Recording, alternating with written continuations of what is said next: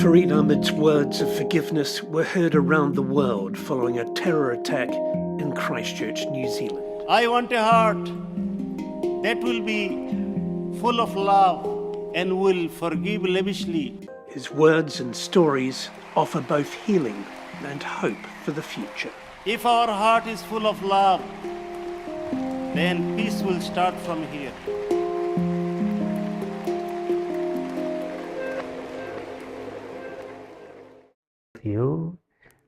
Thank you for watching this show, and also if you like it, please share it with others, because whatever we do, we try to do something educative, so it can be inspiring for all of us. So I would like to welcome you to Masjid An-Nur, even though you are not physically present. So we are right sitting down in Masjid An-Nur, and as you know that there was a shooting, terrible shooting took place in 2019, 15th of March, and we lost 51 our dear brothers and sisters who were innocent worshippers, and including my dear wife Husna Ahmed. She was also shot and she was killed. So today we are here for a special occasion, and that occasion is awarding children for holiday classes. So I was their teacher, even though my health is in tatters, but when I am with children, I feel that it is healing for me. So today we got together and then we gave some certificates. Aira Amrin Maha. Okay, Maha. Yeah. These children are amazing, and I have been taking this class since 1999, when my dear wife Husna Ahmed and I established this class to get us into something good, because teaching children means teaching the future. So yeah, so we have distributed awards. We get together as a community. We had some food. We had some fun. In this work, we will continue to inspire our children for the future. So again, thank you for watching us, and we will continue the conversation. Yeah, well, it's so good to be here. This is quite amazing. I did not know this class has been going on for almost 27 years. MashaAllah. I can imagine the many generations Yes. of children who are probably now pretty well adults and well on their way, maybe in their lives or universities or careers. Yeah. So one of the things for me here is when I see these children in this environment, I start to think again of the future. One of the lessons that I learned is if somebody is not confident in their identity, then you cannot really build on that any other things. So I interfaced with a lot of young people, and they always struggle with few dichotomies, especially as a minority group that is here in New Zealand, what it's like or what it means to be a Muslim in New Zealand, or what it means to be an Asian or an African or whatever denomination in New Zealand. So a lot of people really struggle, and they see it as an either or relationship. But with the Muslim children, when they come to classes like that, they understand that they are also other people who are like them in the real world, which is the mosque, as much as it is in also the other parts of the real world, in the schools and everything. And so that in itself is a very beautiful space. What you're doing is you're equipping these young children with leadership. You're also showing them or sowing in them the seeds of confidence that they are not alone, that Islam and their faith is part of their everyday life. And when I asked one of the kids today, what advice do you give to your other friends and brothers and sisters? She was a young girl, but she spoke passionately about how important it is to listen to your parents. And I was like, that is the value system that only an environment like this would create. Just be like great to your parents. Just don't be mean to them. Like they work hard for you, so be grateful for them. Because outside it's okay to be who you want to be, right? So be a rebel, be whatever. It's a different approach to life, I'd say. Yeah. I had a terrible accident in Nelson, and then they brought me in Christchurch main hospital, and then nearly 6 months in Barrow Hospital. And luckily, I survived, but with permanent paraplegia, disability. The no pain, no gain theory. Yeah. So the question came to my mind, what can I do now? I should be useful. Useful is a term very important in my mind. I always like to be active. I like to be contributing. So what can I do to be useful? So I started two things. One, from my hospital bed, I started my study through extramural because I wanted to be active. And secondly, I talked to my wife that we should be active in our community. So we had a discussion, and my wife was very inquisitive. Okay, what are you going to do? Teaching children. But you are not a sheikh. I said, I'll learn. You are not an imam. I'll say, I'll act like an imam. There is nothing impossible to learn and to achieve. So we looked for a gap because there were many classes going on. So we didn't want to start something same. So we looked for a gap that what can we contribute? So we found some gaps. One, that normal classes, they only focus on memorizing the Quran and not much understanding about Islam. We said, this is our gap. We will make a syllabus. So whatever we discuss in Arabic, we will explain to them. Then they will be confident Muslim. Otherwise, only memorization. But if anyone asks that, why do you fast? If our children cannot answer, so that means, they will be not very much active in the community. So we started that. The second thing we picked up that we need to teach our future generation about human relationship. What Islam teaches about human relationship, how Muslims should treat fellow human, because there is huge misunderstanding in there.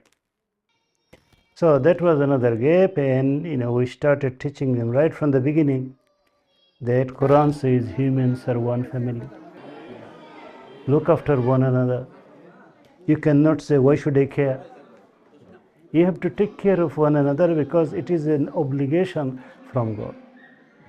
And then other practical things, that you are a Muslim, you will have a probably Christian classmate.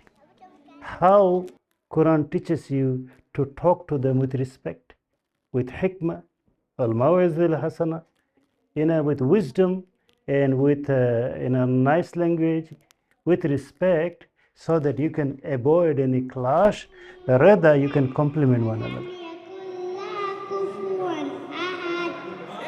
With this coming together, we create the cohesiveness, we promote the love and understanding between us, and that is also very essential for human happiness. It is kind and antidepressant.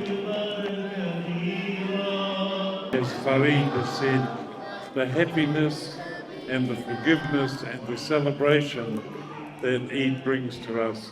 And for all of us here that feel part of your community, thank you very, very much. Eid Mubarak. So those few things, as 26 years has gone, I am very pleased to say that it is working. And I'll just give one example. After 15 March, when we, faced the massacre in this masjid, in Leonard Masjid, with whatever wisdom Allah gave me, I wanted to take the opportunity to make this tragedy into an opportunity to understand one another. And that's why I offered forgiveness. Who supported me immediately? They were my old students. I received emails, Uncle, you are practicing what you have taught us. Carry on. So that was the biggest pleasure. Biggest pleasure. When you were looking for the gap, you said that most of the what was on offer was just teaching people how to be fluent in Quran and not taking it further, in the sense that understanding the meanings, the lessons learned, and also turning those into practical lessons that define the relationships of a Muslim person as an element of the society. And we know from our culture, from our education, that if a member of the society is good, the rest of the society will be good, because therefore you're going to have social cohesion, you're going to have strong bonds that bring the society together. And so a Muslim role in this space is to be a flag bearer, maybe, or role model of what carries on positively in their dress, in their income, in their food, in their health, because Islam has asked you to look after all these gifts from Allah, right? And also you mentioned it in the second point when March 15th of March came, and those terror attacks were a big test to our community in various different ways, and the entire country was anxious, looking for someone to lead us through this. And when you came and you identified the path of forgiveness, you have actually opened a new door and a new possibility in a new area that was not in anyone's mind before, because people were thinking about this in terms of justice, Yes. in terms of action and reaction, and in terms of probably a natural human being who's not well equipped in the knowledge of Islam might go like tit for tat, which is absolutely against what we have been educated about, because forgiveness is many times, many folds over, takes many folds over revenge or retribution. So the relationship between ilm and amal should be a guide for us, starting with myself, with my brothers and sisters who are parents as well. Many of us know many things, but I think life becomes an excuse sometimes for like slacking a bit. And here you stand out again, because قليل مستمر خير من كثير منقطع. So this is a proverb that says a continuous thing, even in a tiny portion, is better than a large volume that is not continuous, that's not sustainable. And so over those 30 years, you've been seeding these seeds, and you have been paying attention to them, and you have this positive feed forward loop, because those students who are now parents themselves, and those children in the second generation who are coming to us, or coming to you in particular, they have found something, and I guess it's an indication that it works. Your name? Ananur. Or you want to say anything in Maori? Whatever you like to say. My work is to worry about how people can live together, learn from each other, and it's very important for our children when they get into those spaces in New Zealand that they know who they are,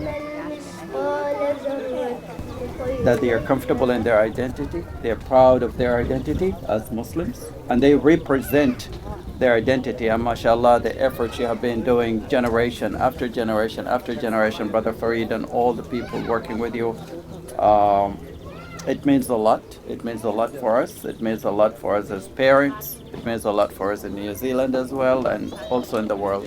Anyone else? Thank you to all the children for your courage and confidence. You are like flowers, and you don't realize that through your activities you spread the freshness and the happiness to us.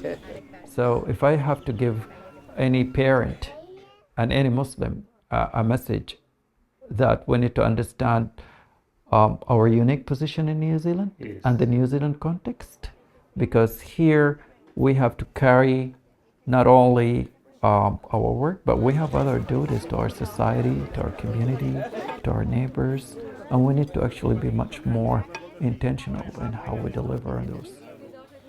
Yeah, interestingly, 2 years ago, a journalist asked me that, Mr. Ahmed, you are talking to the assembly in a college. What is the one message you want to give them? So I said, my message to the student will be a compassionate leader in future. One thing I have noticed, and I feel proud to go and tell in the world audience, I feel proud about New Zealand. I tell and I have told in every conference I spoke to, in international conferences, that look at Kiwis, look at New Zealanders. We had one hate against 5 million of loves. Together we defeated the hate. And the reaction brought us into a united community. And that is a rare thing in this world. I believe that I have a responsibility towards my country, New Zealand, towards my Muslim community, and also to the world, that I should do some kind actions, not just talking, but something practical, so that I can pass this message of compassion to one another, because compassion is a big thing. And we have seen after 15th March, the whole country came together in compassion. Muslims, they decided to work on the peace. That was another compassion. So compassion from all sides. It helped us to heal or recover, from that critical situation. Some part of recovery will take time, but the concept of compassion and practice of compassion in reality, these two things are very, very powerful.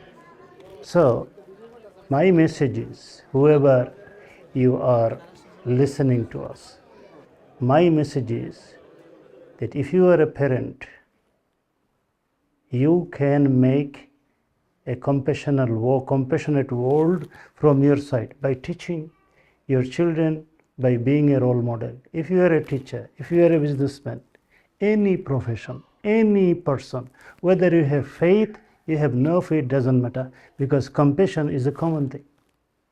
So my message is that whoever is listening, please take some time out and then do some compassionate work, inspire one another. You can start it from your family, from your neighborhood, and then beyond. Because if all of us contribute little, then just imagine if we have 50 lights, 50 bulbs of 100 watt in this room, but we bring all of them together, it will create a huge light. And light means compassion, light means love, light means kindness, light means fairness, human rights, etc., etc.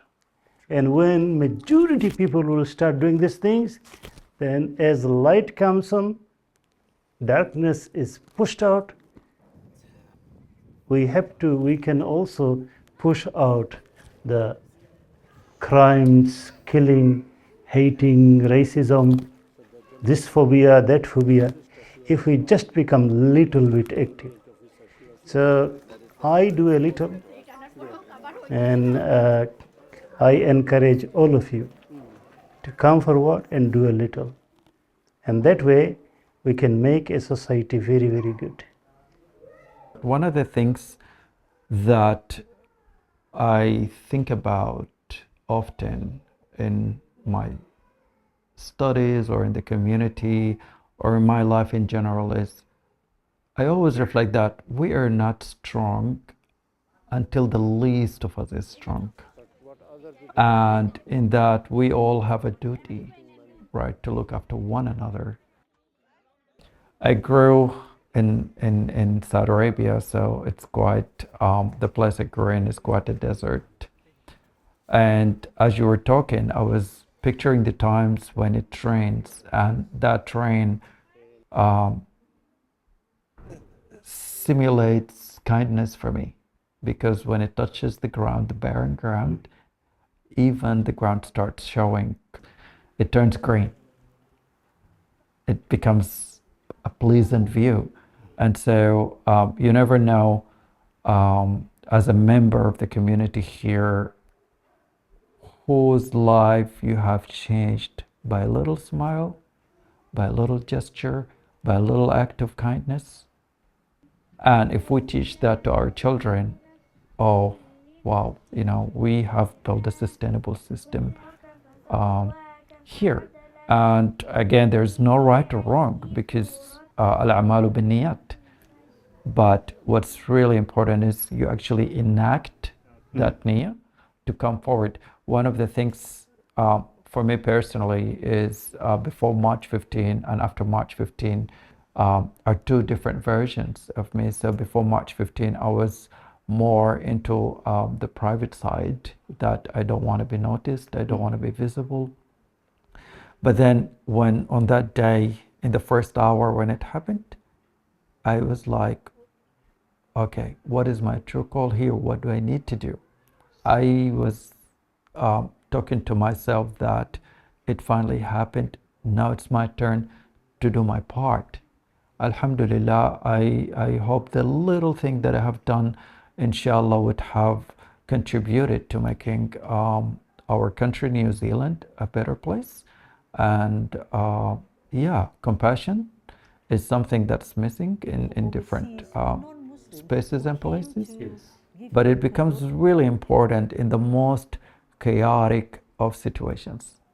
In a situation where you don't even see the cause and effect, all you understand that you're in the middle of this darkness, there's a whole bunch of uncertainty, there's a whole bunch of anticipation for someone to come and say, hey, it's okay, we're taking charge of this, we are together in this, we're gonna navigate. Somebody who sets the narrative, somebody who sets the theme and goes like, we are moving together.